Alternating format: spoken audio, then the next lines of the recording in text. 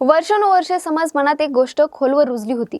शौर्य, रणभूमी, शिस्त आणि बलिदान हे शब्द फक्त पुरुषांसाठीच आहेत. पण महाराष्ट्राच्या एका लेकीने ही चौकट मोडून इतिहास घडवला आहे. महाराष्ट्राची पहिली महिला टेरिटोरियल आर्मी लेफ्टनंट म्हणजेच महाराष्ट्र वुमन आर्मी ऑफिसर म्हणून सई जाधवने यश मिळवले. महाराष्ट्रातील कोल्हापूरची ही मुलगी, तिचे वडील संदीप जाधव हे देखील भारतीय सैन्यात मेजर आहेत. सई ही MBA करत आहे. हे करत असतानाच तिने सैन्यात जाण्याची तयारी सुरू केली.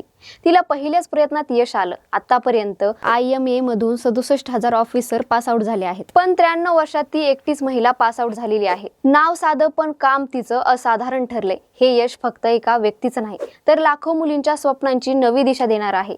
स्त्री करू शकत नाही हा वाक्यप्रचार तिने अप्रत्यक्ष कृतीतून खोटा ठरवलाय. घर, संसार, कुटुंब या पलीकडे ही स्त्री देशासाठी शस्त्र हाती घेऊ शकते हे तिने दाखवून दिले. ही गोष्ट आहे प्रेरणेची, आत्मविश्वासाची आणि स्त्री शक्तीची. अशाच प्रेरणादायी कथा पाहण्यासाठी व्हिडिओला लाईक करा, शेअर करा आणि चॅनलला सबस्क्राईब करायला विसरू नका.